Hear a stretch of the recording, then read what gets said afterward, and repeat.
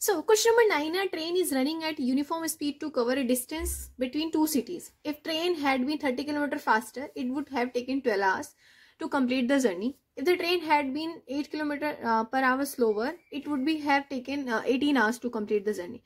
Simply इसमें ये कहा है कि अगर स्पीड तेज होगी तो टाइम कम लगेगा, दैट इज 12. अगर स्पीड स्लो है तो टाइम ज्यादा लगेगा, दैट इज 18. अब दो क्वेश्चन पूछे हैं, एक तो स्पीड ट्रेन की और जो है डिस्टेंस कितना है ना. तो देखो इसको कैसे करते हैं. So first of all denote करो speed of the train as a x kilometre per hour, है ना, और length of the journey that is d kilometre. So ये तो हमने मान लिया. अगर अब ट्रेन की स्पीड 30 किलोमीटर रही होगी तो क्या हो जाएगी, x plus 30 kilometre per hour, है ना, क्योंकि स्पीड को x से डिनोट किया है.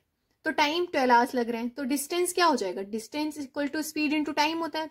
तो स्पीड और टाइम तो दोनों का मल्टीप्लाई कर दोगे तो क्या हो जाएगा, 12x प्लस 360.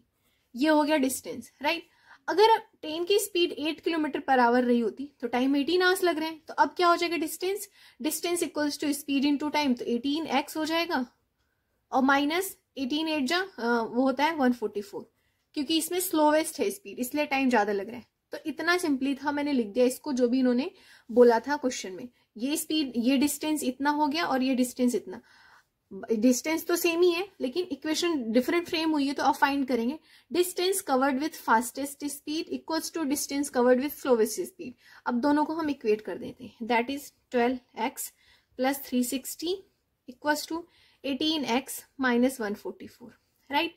अब यहाँ पे 360 ये इधर आएगा तो plus 144 equals to 18x minus 12x. अब क्या हो जाएगा, इन दोनों को प्लस करोगे तो आपका आंसर आएगा 504 हो जाएगा आई थिंक, ठीक है, 504 हो जाएगा. इक्वल्स टू इसमें से सब्ट्रैक्ट करोगे 6x, तो x की वैल्यू क्या आ जाएगी, 504 डिवाइड बाई 6, दैट इज 6 से डिवाइड करोगे तो 84 किलोमीटर पर आवर, ठीक है. तो इसका मतलब है स्पीड जो है वो 84 किलोमीटर पर आवर है. अब हमें डिस्टेंस फाइंड आउट करना है. डिस्टेंस फाइंड आउट करने के लिए आपको ये वाला फॉर्मूला रख दो, ठीक है. यहाँ पे लिखो, यहाँ पे distance equals to 18x minus 144. अब चाहे इसमें पुट कर दो x की वैल्यू, चाहे इसमें रख दो, दोनों में आंसर सेम ही आएगा. तो 18 इंटू 84 माइनस 144, इसका मल्टीप्लाई करोगे तो आपका आंसर आएगा 1512 माइनस 144, आंसर आएगा 1368 किलोमीटर. सो हेंस डिस्टेंस इतना है. ये सेकेंड क्वेश्चन हो गया. ये फर्स्ट का आंसर हो गया, स्पीड इतना है, ठीक है. आई होप आपको ये बहुत ही कम समय में समझ में आया होगा कि ट्रेन की अगर ज्यादा स्पीड है तो डिस्टेंस, और जो ट्रेन की कम स्पीड है तो डिस्टेंस, दोनों को इक्वेट कर दो, आपको स्पीड और जो डिस्टेंस दोनों पता चल जाए, ठीक है. सो नाउ क्वेश्चन नंबर 10 है, boat covers the distance between two ports in 5 hours while going down stream. अब down stream and up stream का मतलब मैं बताती हूँ, पहले क्वेश्चन समझ लो. डाउन स्ट्रीम में जाते टाइम उसको 5 आवर्स लग रहे हैं. While going up stream it covers same distance in 8 hours. If the speed of the stream is 3 kilometre find the speed of the boat in still water. Still water मतलब शांत पानी में, इसने मतलब पानी में कुछ भी चल नहीं रहा है, तो स्टिल वाटर की हमें स्पीड बतानी है. देखो समझो, इसको कहने का मतलब कि बोट जो है कवर कर रही है डाउन स्ट्रीम में, तो डाउन स्ट्रीम का मतलब है कि बोट भी सेम डायरेक्शन में जा रही है और स्ट्रीम भी. हवा चलती है तो पानी का जो डायरेक्शन उस तरीके से चेंज होता रहता है ना, तो बोट भी उसी डायरेक्शन में जा रही है और जिस डायरेक्शन में स्ट्रीम जा रही है. तो इसका मतलब है कम टाइम लेगी, ज्यादा ताकत थोड़ी ना लगानी पड़ेगी. लेकिन जब वो अप स्ट्रीम जा रही है, मतलब स्ट्रीम की जो डायरेक्शन है वो इधर है और बोट जो है इधर जा रही है, तो ज्यादा टाइम लग रहा है ना. आप इससे वो कर सकते हो इमेजिन कि जैसे हवा चल रही, तो जिस डायरेक्शन में हवा चल रही है अगर उस डायरेक्शन में आप जाओगे तो आपको एनर्जी कम लगानी पड़ेगी, लेकिन हवा के अपोजिट में जाओगे तो आपको एनर्जी ज्यादा लगानी पड़ेगी.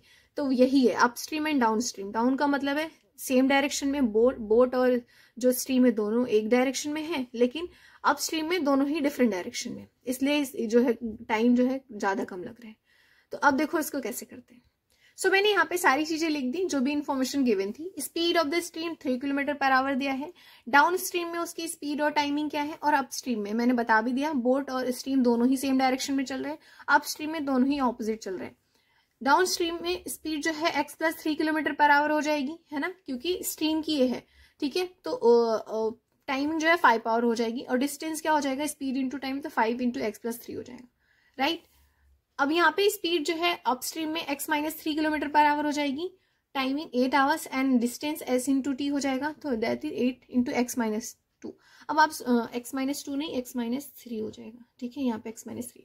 देखो आप सोचेंगे कि x क्यों है, क्योंकि बोट और स्ट्रीम दोनों ही, हमें स्ट्रीम की पता है, हमें बोट की नहीं पता, ठीक है, बोट की तो फाइंड आउट करनी है, इसलिए यहाँ पे x लिखा है।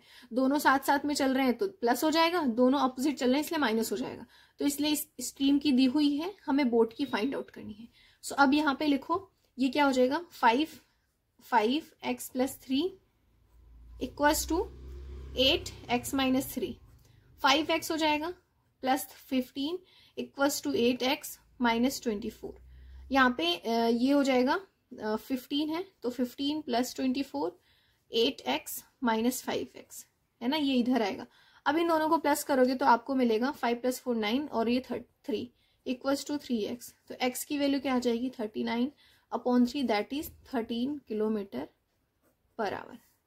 तो यहाँ पे लिख सकते हो हेंस या फिर दस, the speed of the boat is